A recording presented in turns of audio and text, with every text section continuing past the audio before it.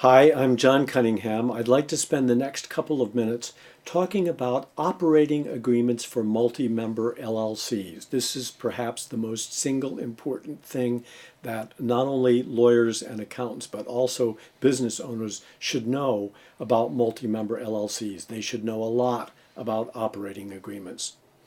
Operating agreements for multi-member LLCs are basically partnership agreements in which two or more people sign the dotted line on a contract that defines their relationship with one another and toward their LLC. So it's basically a partnership agreement.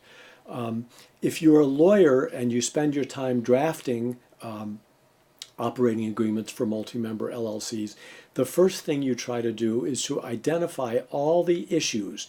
They can be economic issues, they can be management and voting issues and the like, that are potentially important to your client over the life of the LLC.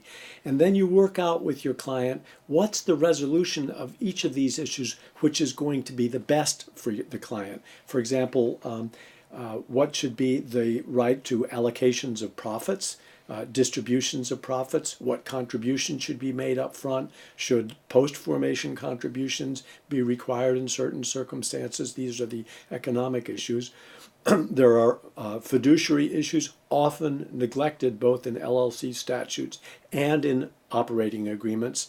The duty of care, what's the standard of the duty of care? Should the managers be exempted from any duty of care, or should it be a mere duty of avoidance of gross negligence?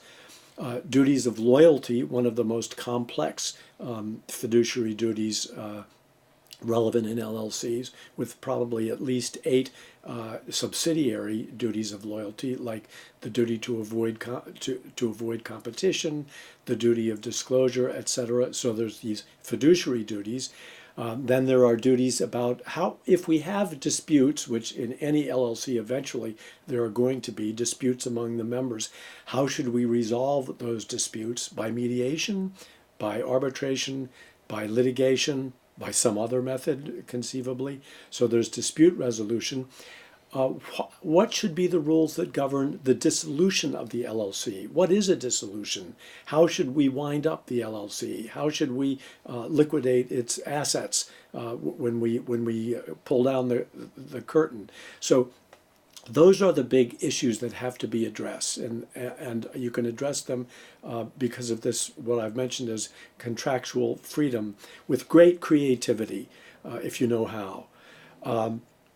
My theory is that LLC operating agreements should be written so that any intelligent reader will understand most or all of the provisions, except maybe a few very technical tax provisions, on a careful first reading.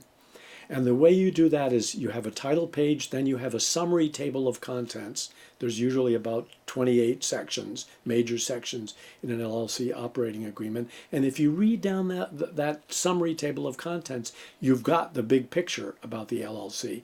Then there's a 2-level detailed table of contents, which might go on 5 pages, but it tells you where everything is.